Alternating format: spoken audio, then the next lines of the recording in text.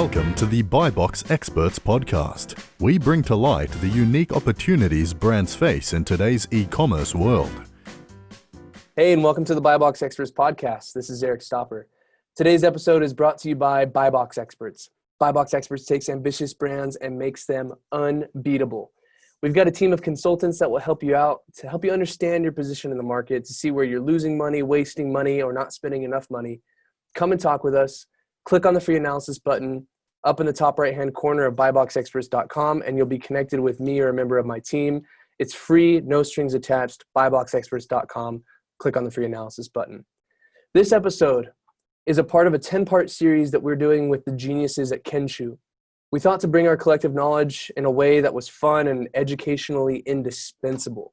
Today, I'm joined by Kevin Weiss, the VP of Client Success for e-commerce at Kensho. Kevin, welcome to the show. It's great to be here. So today we're going to talk through some of the intricacies of advertising abroad, Amazon ads beyond the United States. And so just to kind of give our listeners a flavor of who you are and where you come from, can you give us a little bit of your background? Absolutely. Well, I'm a newer member to the Kensho team. I come with about 10 plus years in digital, both the advertiser and publisher sides. And the last 5 really focused on Amazon and e-commerce. I've worked with brands of all sizes, from small, startup, emerging, to SMB, mid-market, and enterprise. And I've had the privilege of helping brands grow sales, managing hundreds of million in GMV per year, and really focusing on the Amazon marketplace as well as Amazon retail for brands of all sizes. GMV, give us a definition there. The gross merchandise volume. Okay. And it's like the top line, so what the customers pay. And of course, when you sell on Amazon, you could be on the third-party marketplace, the Seller Central. You could be selling first-party through Vendor Central. A lot of the industry uses GMV just as a unifying definition for top line. Yeah. That's the perfect segue into a quick discussion on these different selling methods for Amazon. Included in that mix, right, you've got merch, which I would presume is very much a 1P looking platform. But walk us through some of the differences and if those are available in international marketplaces. Yeah, great question. Well, every marketplace is at a different stage in its maturity life cycle. But generally, we've all seen the trends. Whatever news outlet you subscribe to, I'm certainly a big fan of all the content here and also on Marketplace Pulse. We see that the marketplace side is growing. So 3P is the way that brands are accessing more and more international marketplaces. But Amazon does have a retail offering where they actually buy wholesale from the brand manufacturer, and then they retail to the consumer. So within international markets, you have a lot of options. You can sell through third-party marketplaces, which is Seller Central, or you can initiate a relationship with Amazon Retail and sell through Vendor Central, or of course, you could license that out to either a distributor or an authorized reseller that's going to help you get your product sold into consumers in that geographic market. So plenty of options, which is pretty common, as most of you know, on Amazon. A lot of ways to slice and dice. So what's your personal preference across those different selling methods? Yeah, well, it's a great question. It really does depend on the brand. Typical marketer answer depends on the brand. But the advice that I would give, and this kind of gets into a question I hope we'll get to about when a brand should expand to international markets, is you need to be able to support the market with more than just throwing your product listings up and hoping they'll sell. That's really like the mindset of Amazon back in 2015, when everything was just taking off, and it was a little bit easier, a little softer back then on the supply side of the equation. Now, it's really competitive, and you do need to support a product launch, a go-to-market, so to speak, with more than just listing your product. You need to build reviews, you need to run advertising, you need to do the whole equation. So if you're not ready to support that local market and consider how you might expand into brick and mortar or support with some brand building and going up funnel with other channels like Google or Facebook and those other markets, then you should probably consider a distributor or an authorized reseller who's got a presence there and can help you get some of the basics. But of course, this is a great topic for the folks at Buy Box Experts your Amazon expert that is helping you navigate this, I would strongly recommend that you don't go it alone because every brand is going to have a slightly different ideal scenario for them. The shameless plug. I love it. Thank you, Kevin. Now, Vendor Central is a super weird animal that has undergone a lot of changes over the last couple of years. And just so the listeners kind of get a flavor for how it looks, Vendor Central is typically something that you need to be invited to. Usually, right, as Kevin said, we're authorized resellers with really, really clear rules set in the contracts that you have with them. The name of our company derives from the fact that people have historically done this pretty poorly. They just will sell to everybody, and then they wonder why they can't control their Amazon.co.uk. And then they have to come to us, and they spend probably more money than they need to trying to fix problems that they could have proactively avoided. So just keep that in mind. Vendor Central, I think, is really great for lower priced items and huge items because Amazon will eat the cost of any loss, right? So if they have to advertise $7 to sell a $5 product, like you don't really eat all that cost as the original vendor to Amazon. So just some kind of side notes there. Kevin, you said it perfectly. When should a brand move into the international markets? Yeah, well, the first is when your product is going to have a chance of achieving some actual sell-through and some actual sales velocity in that market. So that's when you should be expanding. And sometimes you're going to be able to identify this pretty quickly just by going to that local market, like Amazon.co.uk or Amazon in Germany, France, Japan. Whatever the international market that you're thinking might have a demand for your product. And you'll be able to run searches for different keywords and see what products show up. That type of research in the market is going to be an indication of when you search for a specific keyword, are there products that you're either competing against or you could fill a gap or there's a certain amount of demand for that you could fill that demand by listing your product there. And the second piece is, do the economics line up for you? So if you have a product that normally sells for $5 or $6 and it's a really low price point item, it might be cost prohibitive for you to actually sell that little widget in those other markets when you start factoring in the different costs. So the first piece that you should do is do that research within the market, search for the keywords that people are searching for here in the US. Sometimes you'll need to translate or localize those keyword searches and do that research. Then do the margin analysis. And if you're in doubt about how to do that, you can talk to an expert or you can reach out to Amazon Global Selling and start to get some resources there about how the economics work around setting up all the compliance so that you can start selling.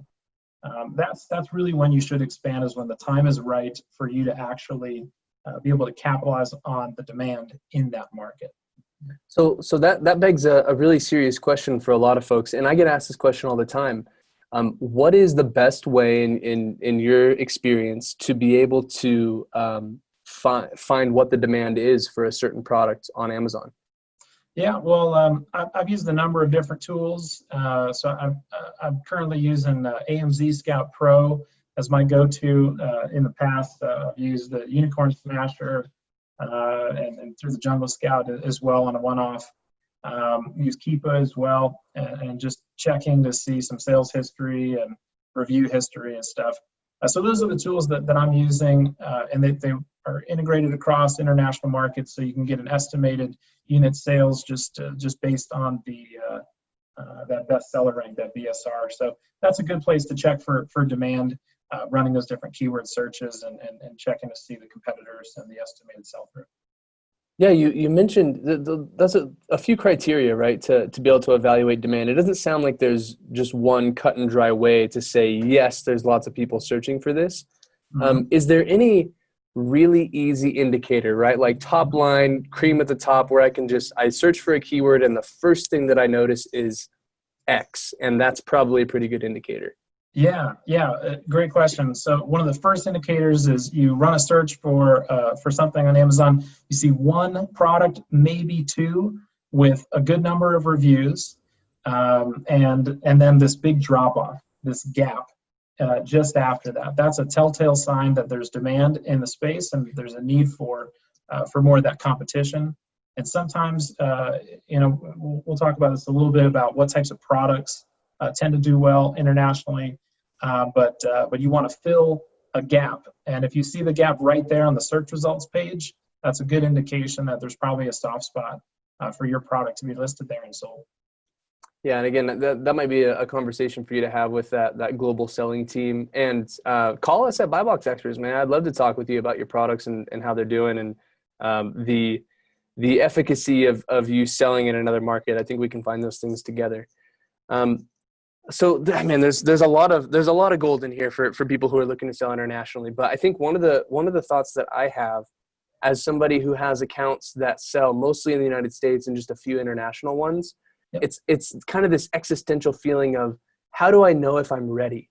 Right? I've looked at my products. They look like there's a gap that I can exploit. I'm not super confident, but how do I know that me and my business of, let's say, 11 or so people humming at a couple $1 million is ready to make that leap?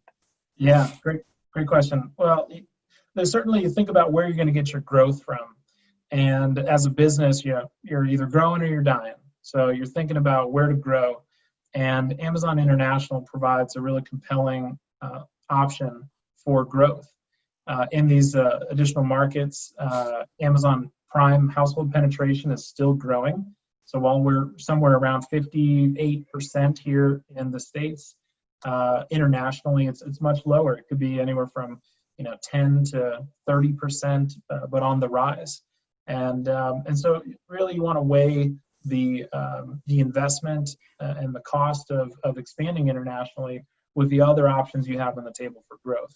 So if you really feel like you've hit the nail on the head from the supply side of things, and you've got a great product, you've got the ability to increase production on that, and you just need to sell in more places, international may be the best growth driver for the business, because you're going to tap into those new prime households in those other markets, and they're growing at a faster rate than the U.S. But it is possible that you've got other line extensions or other markets or other initiatives, like marketing initiatives.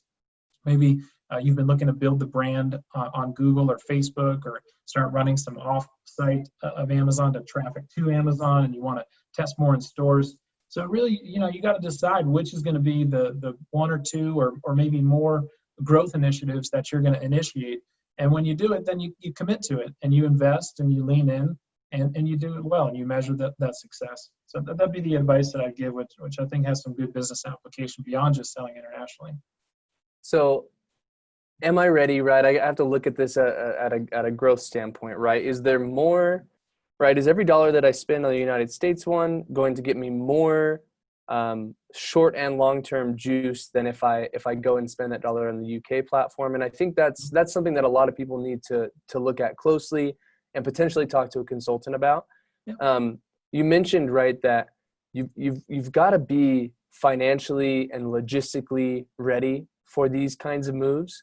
Mm-hmm. And so I guess what kind of resources should be prepared, should these brands have prepared to put into Amazon advertising, or just Amazon in general outside of the United States?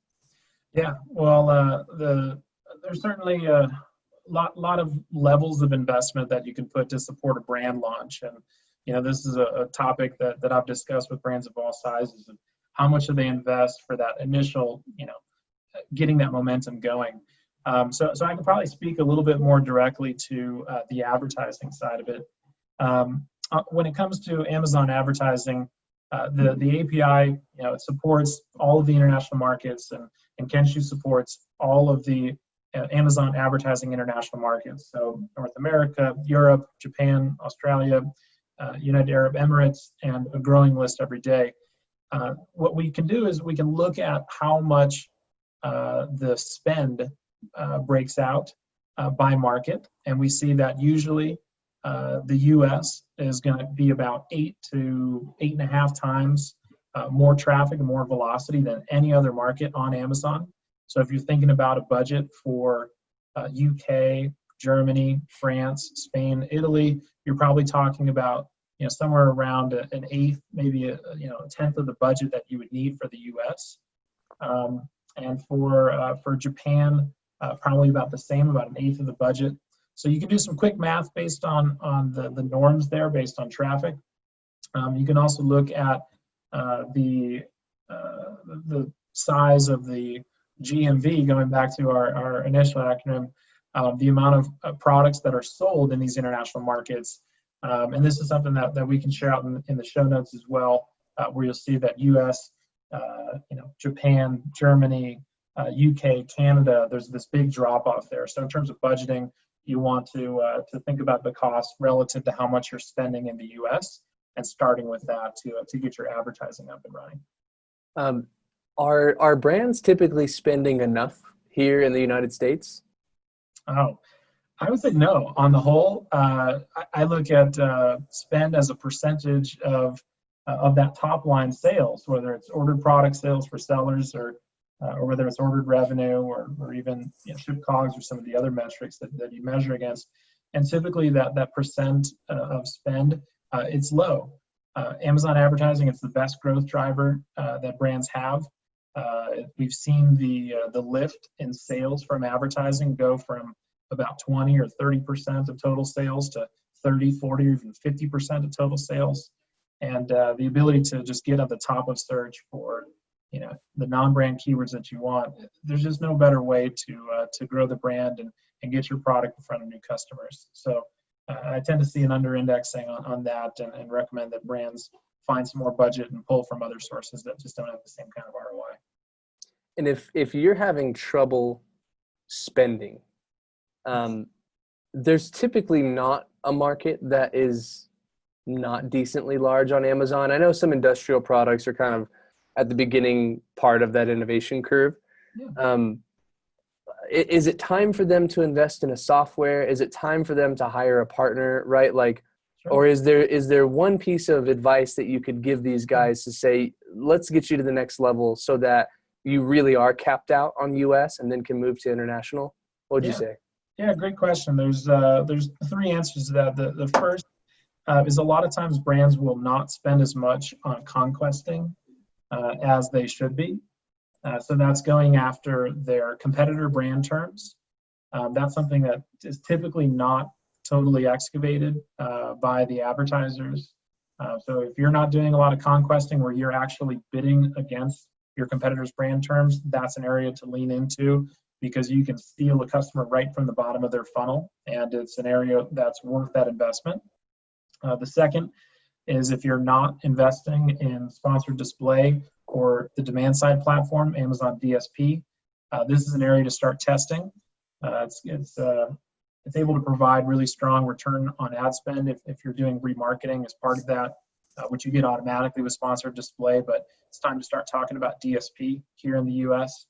And on the third side of this, in terms of investing, is start thinking about the budget that you're investing in what we would generally call your non-working media. So the images or potentially video assets that you would use in a sponsored brand and video. These are some things that typically brands come around to a lot later. But when you have these richer assets and materials, you can actually get more relevant advertising, better click-through, and see more of that increase in the US. So those are all some things that you can do to really ensure that you've checked that box and you've really maximized the US market right off the bat.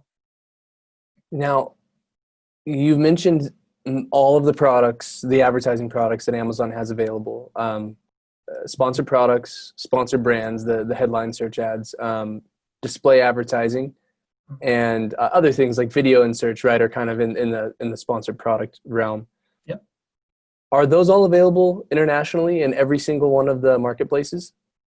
Not for the video and search, which is a sponsored brand with video.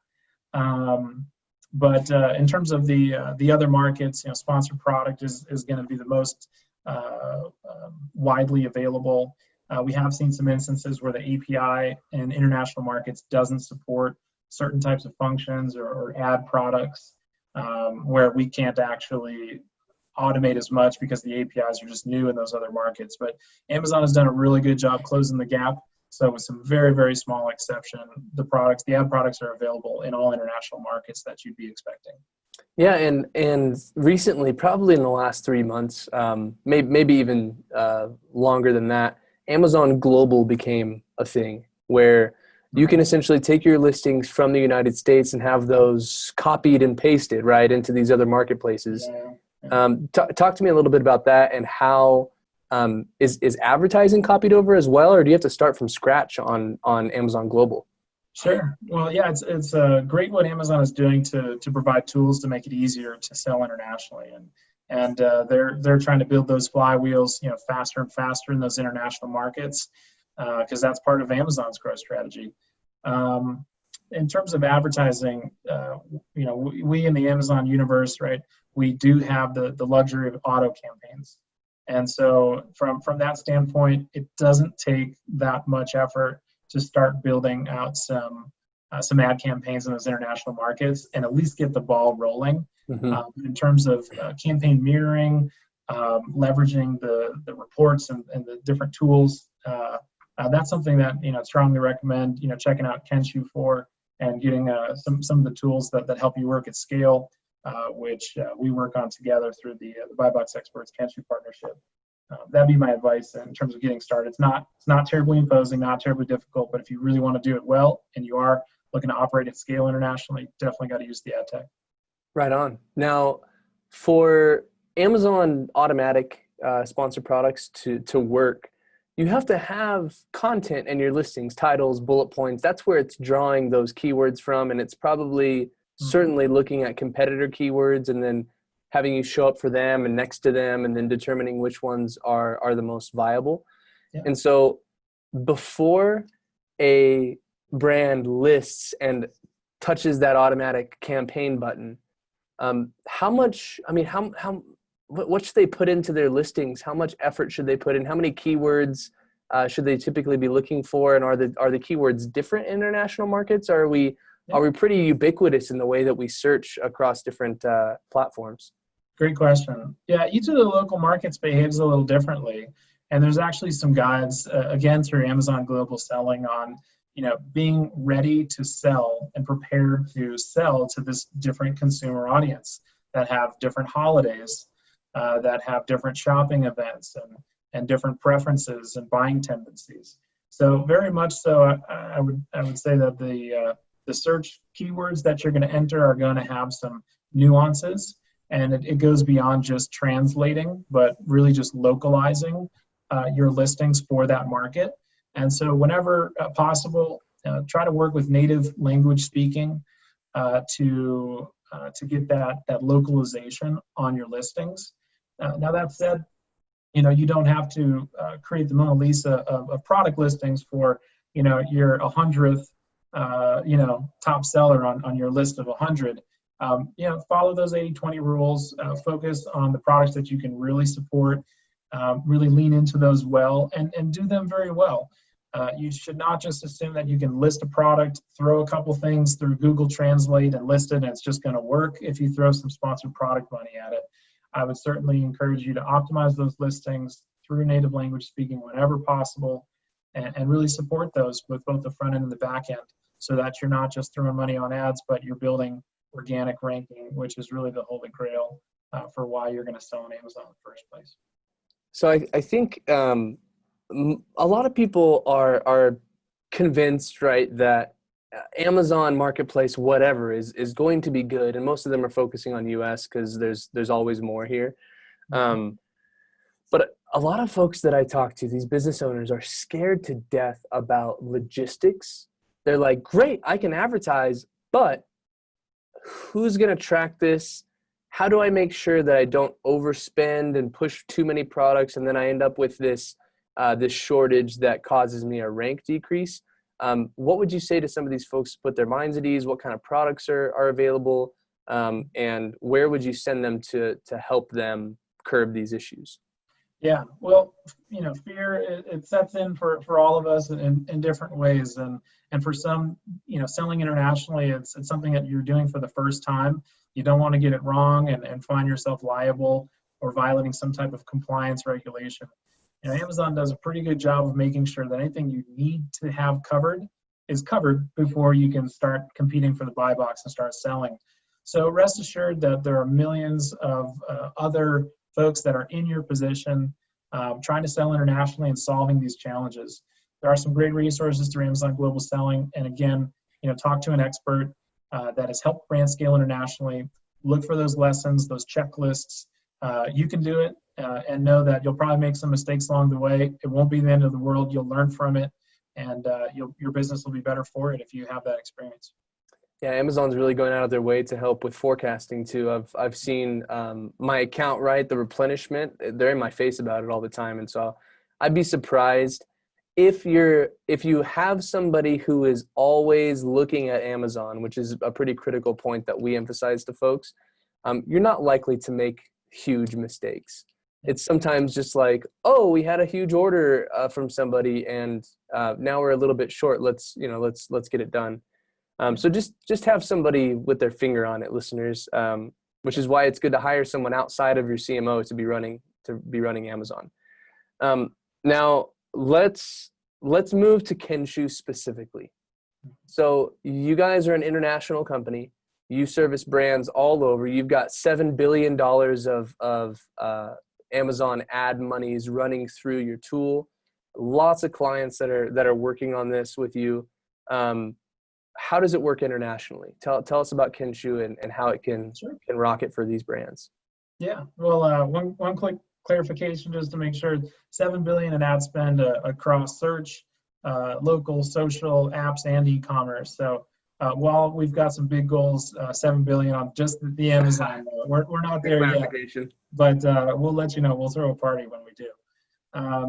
But in terms of Kenshu and how it works, right? We support over 2,000 brands. We've got huge reach and scale on the partnerships that we've got all the way through Amazon and the ex-Amazon that's guiding a lot of our product decisions as well. We support the advertiser, and to do that means you need tools that operate at scale. When it comes to international markets, you need one platform instead of logging into each of those geographic market UIs, right? So the user interface for Amazon advertising, one market to the next, and bouncing around with currency conversion, it can actually be a tremendous amount of just simple administrative work to stay on top of. And our platform really streamlines that.